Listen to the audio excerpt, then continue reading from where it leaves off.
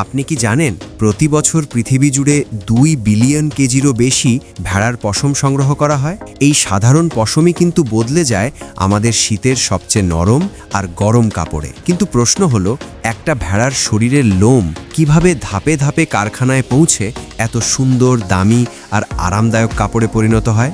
আজকের এই ভিডিওতে আমরা আপনাকে দেখাবো ভেড়ার পশম থেকে কাপড় তৈরির পুরো গোপন প্রক্রিয়া, একেবারে শুরু থেকে শেষ পর্যন্ত। নিউজিল্যান্ডের খামার থেকে শুরু করে আধুনিক ফ্যাক্টরির ভেতরের প্রতিটা ধাপ। ভিডিওটা শুরু করার আগে এখনই ভিডিওতে একটা লাইক দিন, আর নতুন হলে চ্যানেলটা সাবস্ক্রাইব করে বেল আইকনে চাপ দিন, যাতে এমন ভিডিও মিস না করেন। এই পুরো প্রক্রিয়া শুরু হয় ভেড়া দিয়ে। প্রথমে ভেড়াগুলোকে একটি নির্দিষ্ট জায়গায় জড়ো করা হয়। এরপর বিশেষজ্ঞরা ভেড়ার শরীরের পশম ভালো করে পরীক্ষা করেন। পশমের রং কেমন, লোম কতটা লম্বা, পরিষ্কার আছে কিনা এবং মান ঠিক আছে কিনা। কারণ সব পশম একরকম হয় না।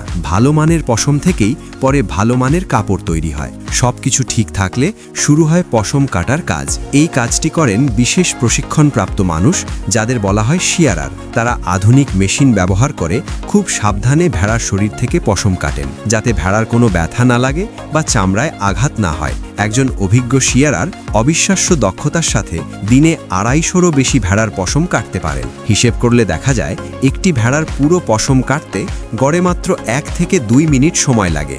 নিউজিল্যান্ডে পশম কাটার সময় একটি নির্দিষ্ট নিয়ম মানা হয়। প্রথমে ভেড়ার পেটের দিকের ছোট, ময়লা আর কম দামি পশমগুলো কেটে ফেলে দেওয়া হয়, কারণ এগুলো কাপড় তৈরির জন্য ততটা ভালো নয়। এরপর ভেড়ার পিঠের দিকের সাদা, লম্বা আর উন্নত মানের পশম কাটা হয়। শিয়ারার ভেড়ার মেরুদণ্ড বরাবর লম্বালম্বি পশম কাটেন, যাতে পুরো পশম একসাথে সুন্দরভাবে ওঠে। পশম কাটা শেষ হলে ভেড়াগুলো অনেক হালকা অনুভব করে এবং গরম আবহাওয়ায় তাদের জন্য এটা বেশ আরামদায়ক হয়। পশম কাটার পর সেটাকে বড় টেবিলের উপর বিছিয়ে দেওয়া হয়। এখানে আবারও ভালো করে পরীক্ষা করা হয় এবং খারাপ অংশ, অতিরিক্ত ময়লা বা শক্ত লোম আলাদা করে ফেলে দেওয়া হয়। যেগুলো ভালো মানের পশম, সেগুলো সুন্দর করে গোল করে বেঁধে কারখানার দিকে পাঠানো হয়। কারখানায় পৌঁছানোর পর পশমের ওপর আবার কাজ শুরু হয়। প্রথমে মেশিনের সাহায্যে পশমগুলো ঝেড়ে নেওয়া হয়, যাতে ভেতরের ধুলাবালি ও মাটি বেরিয়ে যায়।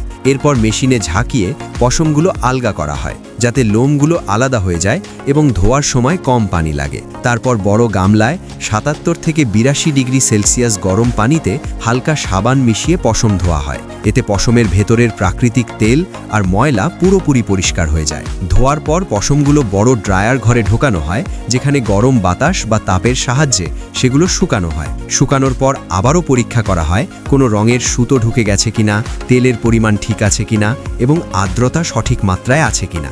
সবকিছু ঠিক থাকলে পশমের ওজন মাপা হয় এবং প্যাকিং করে গুদামে পাঠানো হয়। এরপর পশম যায় কাপড় তৈরির কারখানায়। এখানে পশমকে লোহার ব্রাশের উপর দিয়ে ঘোরানো হয় বা আঁচড়ানো হয়, যাতে লোমগুলো সোজা ও নরম হয়ে যায়। তারপর পশমকে সরু ফালির মতো করে ভাগ করা হয় এবং চরকার মতো মেশিনে ফেঁচিয়ে ধীরে ধীরে সুতো তৈরি করা হয়। কাপড় বোনার আগে এই সুতোগুলো ভালো করে গুটিয়ে নেওয়া হয়। কাপড় বোনার সময় সুতো 2 দিক থেকে ব্যবহার করা হয়। একদিকের লম্বালম্বি সুতো কাপড়কে শক্ত করে ধরে রাখে, আর অন্যদিকের আড়াআড়ি সুতো কাপড়ের ডিজাইন তৈরি করে। এই পুরো প্রক্রিয়ায় প্রায় 2 দিন সময় লাগে। কানা আর পরেন একসাথে জুড়ে গিয়েই ধীরে ধীরে একটি সম্পূর্ণ কাপড় তৈরি হয়ে যায়। কাপড় তৈরি হওয়ার পর তাকে ভালো করে পরীক্ষা করা হয়। কোথাও কোনো খুঁত বা অসমতা থাকলে কাঁচি বা চিমটের সাহায্যে ঠিক করা হয়। এরপর কাপড়কে গরম পানিতে ভিজিয়ে হালকা নাড়ানো হয়, যাতে সুতোগুলো আরও ঘন হয় এবং কাপড় হয়ে ওঠে আরও নরম আর আরামদায়ক। পোকামাকড় থেকে কাপড় রক্ষা করার জন্য সামান্য কেমিক্যাল ব্যবহার করা হয় এবং প্রয়োজন অনুযায়ী কাপড়ে রং করা হয়। সবশেষে এই কাপড়গুলো সেলাই কারখানায় পাঠানো হয়। সেখানে এগুলো দিয়ে চাদর, স্কার্ফ, সোয়েটার কিংবা অন্যান্য পোশাক তৈরি করা হয়। লেবেল লাগানোর পর শেষবারের মতো সবকিছু পরীক্ষা করা হয়। তখনই একটি সাধারণ ভেড়ার পশম পুরো প্রক্রিয়া পেরিয়ে আমাদের ব্যবহারের জন্য একদম প্রস্তুত, সুন্দর আর আরামদায়ক কাপড়ে পরিণত হয়। তাহলে এবার নিশ্চয়ই বুঝতে পারছেন ভেড়ার পশম থেকে কাপড় তৈরি হওয়ার এই দীর্ঘ যাত্রাটা কতটা পরিশ্রম আর নিখুঁত পরিকল্পনার ফল।